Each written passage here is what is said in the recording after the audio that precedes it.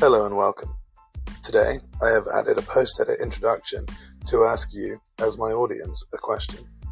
The question is, would you like introductions on my readings, either with a bit of history or just simply an introduction of what it is? I will be adding a poll to this upload, and your feedback would be much appreciated. But for now, however, let's get into today's read.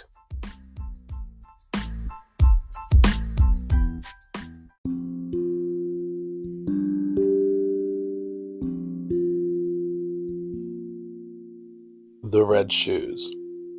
There was once a little girl who was very pretty and delicate, but in summer she was forced to run around with bare feet.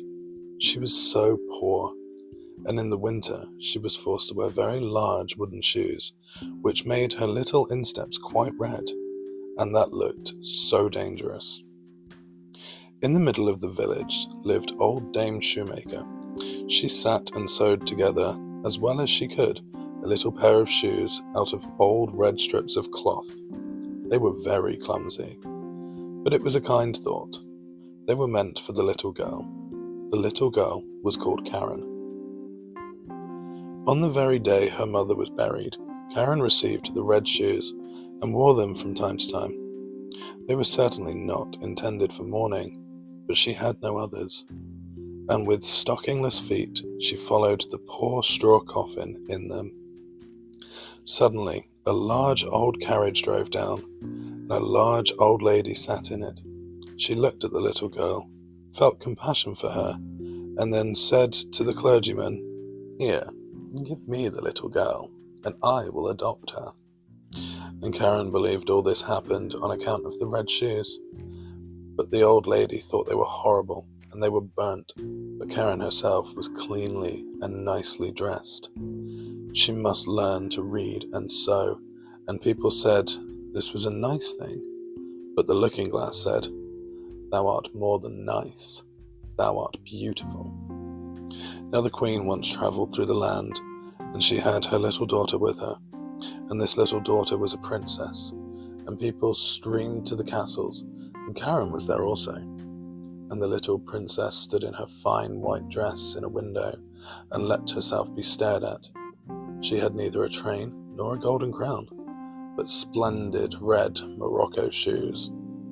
They were certainly far handsomer than those Dame Shoemaker had made for little Karen. Nothing in the world can be compared with red shoes. Now Karen was old enough to be confirmed. She had new clothes, and was to have new shoes also. The rich shoemaker in the city took the measures of her little foot.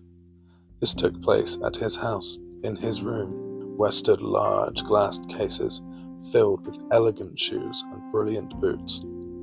All this looked charming, but the old lady could not see well, and so had no pleasure in them.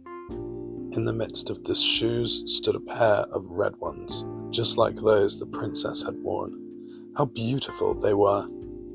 The shoemaker said also that they had been made for the child of a count, but sadly had not fitted. "They must be patent leather," said the old lady. "They shine so." "Yes, they shine," said Karen, and they fitted, and were bought, but the old lady knew nothing about them being red, else she would never have allowed Karen to have gone in red shoes to be confirmed. Yet such was the case. Everybody looked at her feet, and when she stepped through the chancel door on the church pavement, it seemed to be her, as if the old figures on the tombs, those portraits of old preachers and preachers' wives, with stiff ruffs and long black dresses, fixed their eyes on her red shoes. And she thought only one of them, as the clergyman laid his hand upon her head and spoke of the holy baptism, of the covenant with God, and how she should now be a matured Christian. And the organ pealed so solemnly, the sweet children's voices sang, and the old music directors sang, but Karen only thought of her red shoes. In the afternoon, the old lady heard from everyone that the shoes had been red, and she had said that it was all very wrong of Karen, that it was not at all becoming, and that in future Karen should only go in black shoes to church, even when she should be older. The next Sunday was Karen's first communion day, She looked at her black shoes, and then at her red ones, then again at the black and at the red, and put on the red shoes. The sun shone gloriously. Karen and the old lady walked along the path through the corn. It was rather dusty there. At the church door stood an old soldier with a crutch and with a wonderfully long beard, which was more red than white, and he bowed to the ground and asked the old lady whether he might dust her shoes, and Karen stretched out her little foot. "See what beautiful dancing shoes," said the soldier. "Sit firm when you dance." And he put his hands out towards the soles, and the old lady gave the old soldier's alms and went into the church with Karen. And all the people in the church looked at Karen's red shoes and all the pictures, and as Karen knelt down at the altar and raised a cup to her lips, she only thought of the red shoes, and they seemed to swim in it, and she forgot to sing her psalm, and she forgot to pray, "Our Father in heaven." Now all the people went out of the church, and the old lady got into her carriage. Karen raised her foot to get in after her, when the old soldier said, "Look, what beautiful dancing shoes." And Karen could not help dancing a step or two, and when she began, her feet continued to dance. It was just as though the shoes had power over them. She danced round and round the church corner. She could not leave off. The coachman was obliged to run after her and catch hold of her, and he lifted her in the carriage. But her feet continued to dance, so that she trod on the old lady dreadfully. At length she took the shoes off, and then her legs had peace. The shoes were placed in a closet at home, but Karen could not avoid looking at them. Now the old lady was sick, and it was said she could not recover. She must be nursed and waited upon, and there was no one whose duty it was so much as Karen's. But there was a great ball in the city, to which Karen was invited. She looked at the old lady, who could not recover. She looked at the red shoes, and she thought there could be no sin in it, and put on the red shoes. She might do that also, she thought. But then she went to the ball and began to dance. When she wanted to dance to the right, the shoes wanted to dance to the left. And when she wanted to dance up the room, the shoes danced back again, down the steps, into the street, and out of the city gate. She danced, and was forced to dance straight out into the gloomy wood. Then it was suddenly light up among the trees, and she fancied it must be the moon, for there was a face. But it was the old soldier with the red beard. He sat there, nodded his head, and said, "Look, what beautiful dancing shoes." Then she was terrified, and wanted to fling off the red shoes, but they clung fast, and she pulled down her stockings, but the shoes seemed to have grown to her feet, and she danced, and must dance, over fields and meadows, in rain and sunshine, by night and by day. But at night it was most fearful. She danced over the churchyard, but the dead did not dance. She wished to seat herself on a poor man's grave, where the bitter tansy grew. But for her there was neither peace nor rest. And when she danced towards the open church, she saw an angel standing there. He wore long white garments. He had wings which reached from his shoulders to the earth. His countenance was severe and grave, and in his hand he held a sword, broad and glittering. "Dance, shalt thou," said he. "Dance in thy red shoes, till thou art pale and cold, till thy skin shrivels up, and thou art a skeleton. Dance shalt thou from door to door, and where proud, vain children dwell, thou shalt knock, that they may hear thee and tremble. Dance shalt thou." "Mercy," cried Karen, but she did not hear the angel's reply, for the shoes carried her through the gate into the field. One morning she danced past a door which she knew within sounded a psalm. A coffin decked with flowers was borne forth. Then she knew that the old lady was dead, and felt that she was abandoned by all and condemned by the angel of God. She danced, and she was forced to dance through the gloomy night. The shoes carried her over stack and stone. She was torn till she bled.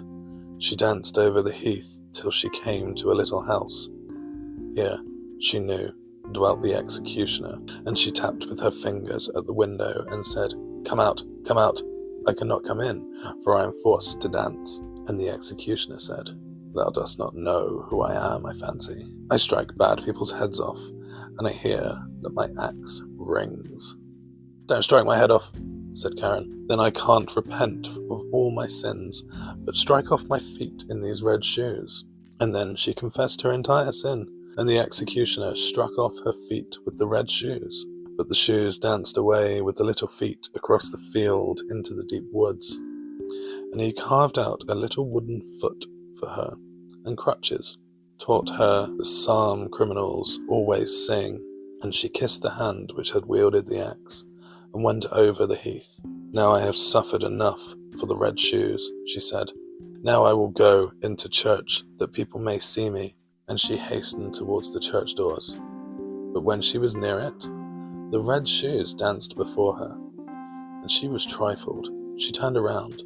The whole week she was unhappy. She wept many bitter tears. But when Sunday returned, she said, "Well, now I have suffered and struggled enough. I really believe I am as good as many a one who sits in that church and holds their head so high." And away she went boldly. But she could not go farther than the churchyard gate before she saw the red shoes dancing before her, and she was frightened and turned back and repented of her sin from her heart. And she went to the parsonage and begged that they would take her into service. She would be very industrious, she said, and would do everything she could. She did not care about the wages, only she wished to have a home and be with good people. And the clergyman's wife was sorry for her and took her into service. And she was industrious and thoughtful. She sat still and listened when the clergyman read the Bible in the evenings. All the children thought a great deal of her, but when they spoke of dress and grandeur and beauty, she shook her head. The following Sunday, when the family was going to church, they asked her whether she would not go with them, but she glanced sorrowfully with tears in her eyes at her crutches. The family went to hear the word of God, but she went alone into her little chamber. There was only room for a bed and a chair to stand in it, and here she sat down with her little prayer book, and while she read with a pious mind, the wind bore the strains of the organ towards her, and she raised her tearful countenance and said, "O God, help me."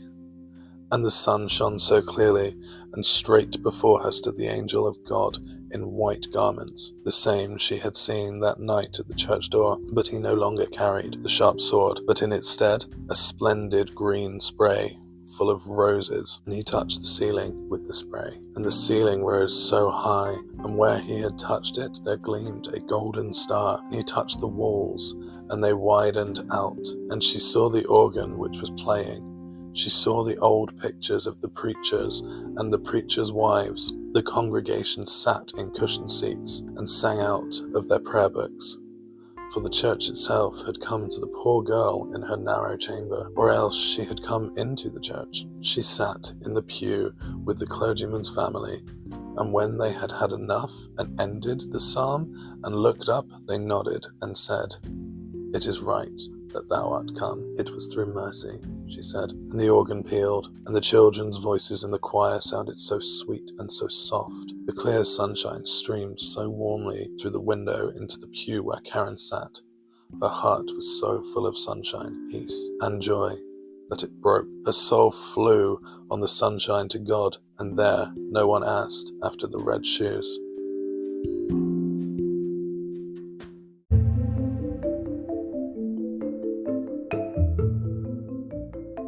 And so ends tonight's telling. I hope that you enjoyed this. As always, thank you for listening, and please don't forget to like and subscribe. But for now, have a nice day.